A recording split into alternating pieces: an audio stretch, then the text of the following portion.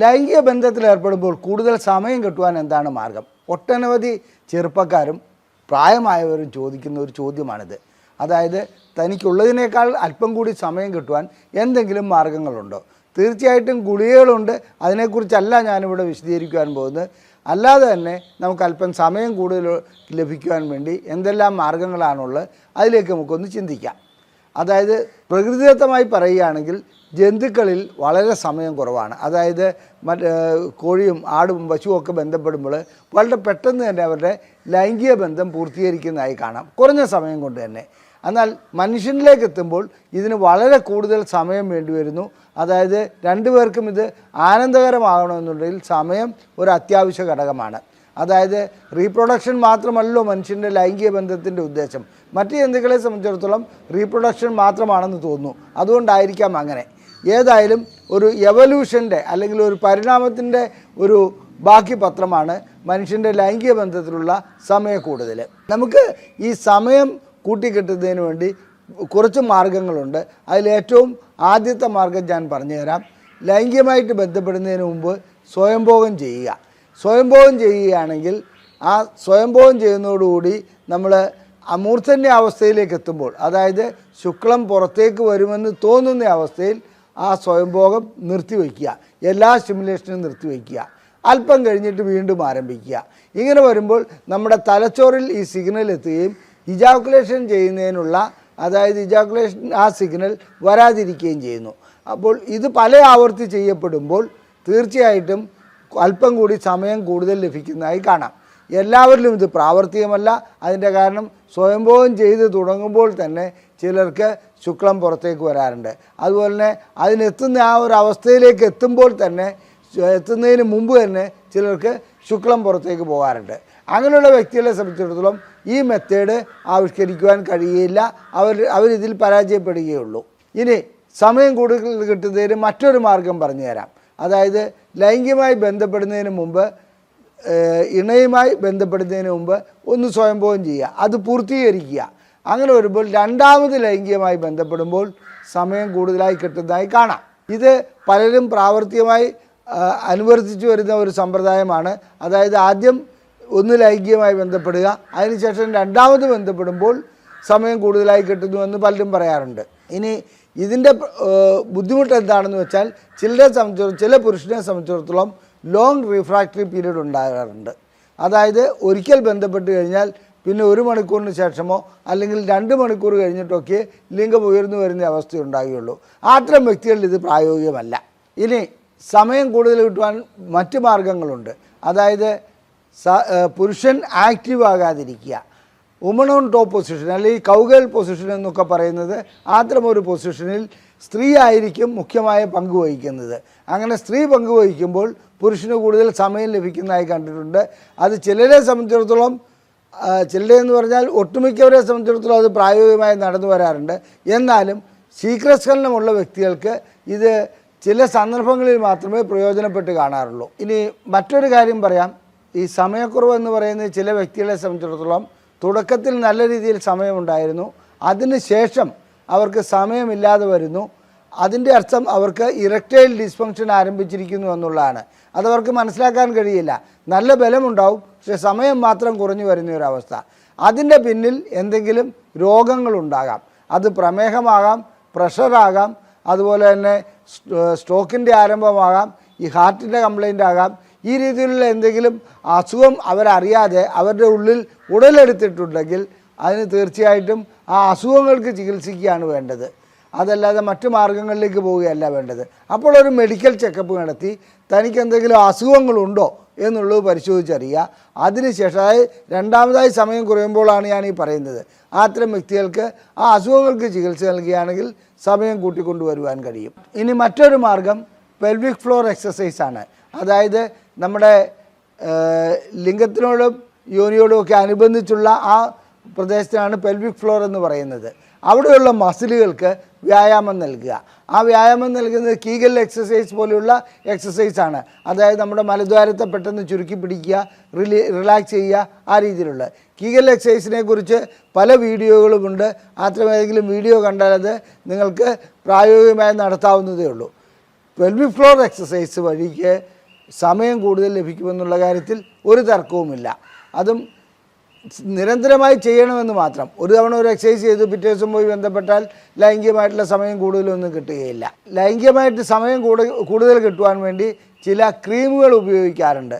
അത്തരം ക്രീമുകൾ മാർക്കറ്റിൽ ലഭ്യമാണ്. ആ ക്രീം ഉപയോഗിക്കുകയാണെങ്കിൽ അത് ലിംഗത്തിൻ്റെ അഗ്രഭാഗത്താണ് പരട്ടേണ്ടത്. ലൈംഗികമായി ബന്ധപ്പെടുന്നതിന് 5-10 മിനിറ്റ് മുമ്പ് മാത്രമേ അത് ഉപയോഗിക്കാവുള്ളൂ. അത് കഴുകിക്കളയുന്നതാണ് നല്ലത്. കഴുകിയില്ലെങ്കിൽ കുഴപ്പമുണ്ടായിട്ടല്ല, കഴുകിക്കളയുന്നതാണ് നല്ലത്. മാത്രമല്ല ചില ക്രീമുകൾ തൻ്റെ ഇണയ്ക്ക് അലർജി ഉണ്ടാക്കാറുമുണ്ട്.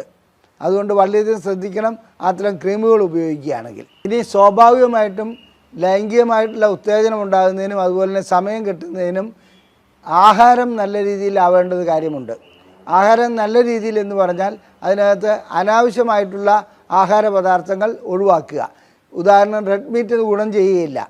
എന്നാൽ ബദാം പരിപ്പ്, ഉലുവ, അതുപോലെ തന്നെ നാച്ചുറലായിട്ടുള്ള മുളപ്പിച്ച ധാന്യങ്ങൾ, കൂണുകൾ, മറ്റേ ഇത് വരുന്നത് നാരങ്ങ വർഗ്ഗത്തിൽപ്പെട്ട മാതള നാരങ്ങ, ഉറുമാൻ പഴം, ഇതൊക്കെ വളരെയധികം ഗുണം ചെയ്യും.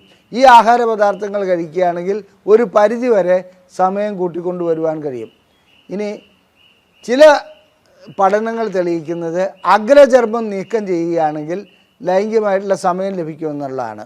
ഇത് തർക്കവിഷയമായി തന്നെയാണ് ഇപ്പോഴും ശാസ്ത്രലോകത്ത് കിടക്കുന്നത്.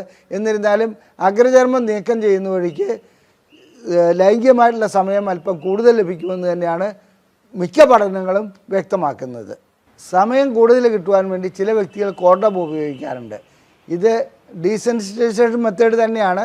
അതായത് ചർമ്മവും ചർമ്മവുമായി കൂട്ടിമുട്ടായിരിക്കുമ്പോൾ അല്പം നമ്മുടെ ന്യൂറോണുകൾക്ക് അതിനെ തിരിച്ചറിയാൻ കഴിയാതെ വരികയും കുറച്ചുകൂടി സമയം കിട്ടുകയും ചെയ്യുന്നുണ്ട്. ഇന്ന് മാർക്കറ്റിൽ സമയം കൂടുതൽ കിട്ടുന്നതിന് വേണ്ടി കെമിക്കലുകൾ ഉപയോഗിച്ചിട്ടുള്ള ചില കോണ്ടംസ് അവൈലബിൾ ആണ്. അത്തരം കോണ്ടം ഉപയോഗിക്കുന്നതിലും തെറ്റില്ല, സമയം കൂടുതൽ കിട്ടുന്നതിന് വേണ്ടിയിട്ട്. ചിലരെ സംബന്ധിച്ചിടത്തോളം ഇത്തരം കോണ്ടം അലർജി ഉണ്ടാക്കാറുണ്ട്. അത്തരം വ്യക്തികൾ അത് ഉപയോഗിക്കാതിരിക്കുന്നതാണ് ഏറ്റവും നല്ലത്. ഇനി ചില മെത്തേഡുകൾ, അതായത് യോനിക്കുള്ളിലേക്ക് ലിംഗം കടത്തി ബന്ധപ്പെട്ടുകൊണ്ടിരിക്കുമ്പോൾ ഒരു നിശ്ചിത സമയം കഴിയുമ്പോൾ ലിംഗം പുറകോട്ട് പിൻവലിക്കുന്നു, അതിനുശേഷം രണ്ടാമത് ബന്ധപ്പെടുന്നു. ഇങ്ങനെ ചെയ്യുകയാണെങ്കിൽ സമയം കൂടുതലായി കിട്ടുന്നതായി കാണാം. എന്നാൽ ഈ മെത്തേഡിൽ സ്ത്രീക്ക് അസ്വസ്ഥത ചിലപ്പോൾ ഉണ്ടാകാറുണ്ട്. ആ മൂർച്ഛന്യ അവസ്ഥയിൽ അത് പുറകോട്ട് വലിക്കുകയാണെങ്കിൽ, അത് നിർത്തുകയാണെങ്കിൽ അവർക്ക് അസ്വസ്ഥത ഉണ്ടാകാറുണ്ട്. എന്നാൽ ഇണകളിൽ ഒരാൾക്ക് അസ്വസ്ഥത ഉണ്ടാകാതെ രണ്ടു കൂട്ടർക്കും സംതൃപ്തി ലഭിക്കുന്ന രീതിയിൽ ഈ രീതിയിൽ സ്റ്റോപ്പ് സ്റ്റാർട്ട് മെത്തേഡ് ഉപയോഗിക്കുന്നത് നല്ലതാണ്. ഇതുപോലെ തന്നെ മറ്റൊരു മെത്തേഡാണ് സ്ക്യൂസ് മെത്തേഡ്. ആ ലിംഗത്തിൻ്റെ അഗ്രഭാഗം പുറത്തോടെടുത്ത് ഒന്ന് അമർത്തുക. ആ പെയിൻ കൊണ്ട്, അതായത് സ്റ്റിമുലേഷൻ വേറൊരു രൂപത്തിൽ വരികയും അപ്പോൾ സമയം കൂടുതൽ കിട്ടുന്നതായി കാണാം. ഇതല്ലാതെ മറ്റൊരു മെത്തേഡുണ്ട്, ചിന്ത മറ്റൊരു രൂപത്തിലേക്ക് കൊണ്ടുവരിക. അതായത് ലൈംഗികതയിൽ ഏർപ്പെട്ടുകൊണ്ടിരിക്കുമ്പോൾ മറ്റു രൂപത്തിൽ ചിന്തിക്കുക. എന്തെങ്കിലും പ്രധാനപ്പെട്ട മറ്റു കാര്യങ്ങളോ അല്ലെങ്കിൽ കുടുംബ പ്രശ്നങ്ങളോ അല്ലെങ്കിൽ എന്താവട്ടെ, ലൈംഗികമായിട്ട് ബന്ധമില്ലാത്ത ഒരു കാര്യം ചിന്തിക്കുകയാണെങ്കിൽ ചിലപ്പോൾ സമയം കൂടുതൽ കിട്ടും. അതിൻ്റെ ന്യൂനത എന്താണെന്ന് വെച്ചാൽ ആ സമയത്ത് നമ്മുടെ ലിംഗം ചിലപ്പോൾ തളർന്നു പോകാനുള്ള സാധ്യതയുണ്ട്. ഇതുപോലുള്ള ഒരു മെത്തേഡ് തന്നെയാണ്, ചിന്ത മാറ്റിയെടുക്കാനുള്ള ഒരു മെത്തേഡാണ് റിവേഴ്സ് കൗണ്ടിങ്. ലൈംഗികമായി ബന്ധപ്പെട്ടുകൊണ്ടിരിക്കുമ്പോൾ 100, 99, 98, 97 അങ്ങനെ താഴോട്ട് എണ്ണുക, റിവേഴ്സ് കൗണ്ടിങ്.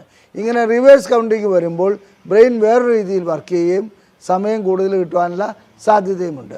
ഇനി ഒരു കാര്യം പറയട്ടെ, ഇതൊന്നും നിവർത്തിയില്ലെങ്കിൽ മരുന്നുകൾ ലഭ്യമാണ്. പക്ഷേ മരുന്നുകൾ മെഡിക്കൽ ഷോപ്പിൽ പോയിട്ട് ചുമ്മാ വാങ്ങി കഴിക്കുകയല്ല ചെയ്യേണ്ടത്. അത് ഡോക്ടറെ കണ്ട് പരിശോധന നടത്തി ആ മരുന്നുകൾ കഴിക്കുകയാണെങ്കിൽ തീർച്ചയായിട്ടും സമയം കൂട്ടുവാൻ കഴിയും.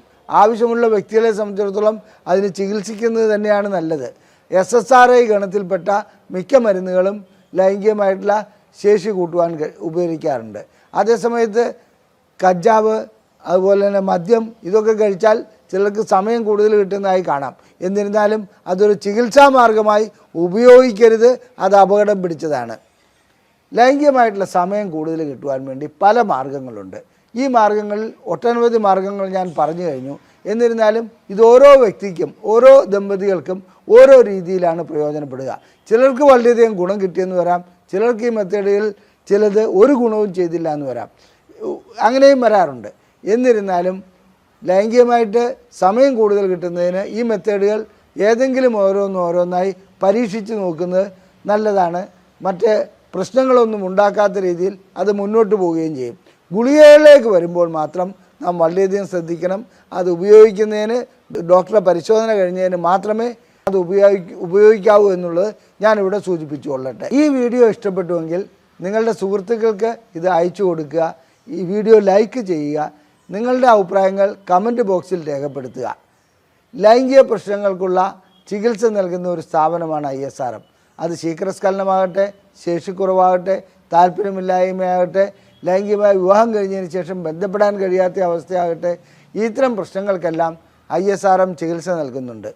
നിങ്ങൾക്ക് ചികിത്സ ആവശ്യമുണ്ടെങ്കിൽ ഇവിടെ കാണിച്ചിരിക്കുന്ന നമ്പറിൽ വിളിച്ച് ബുക്ക് ചെയ്യാവുന്നതാണ്.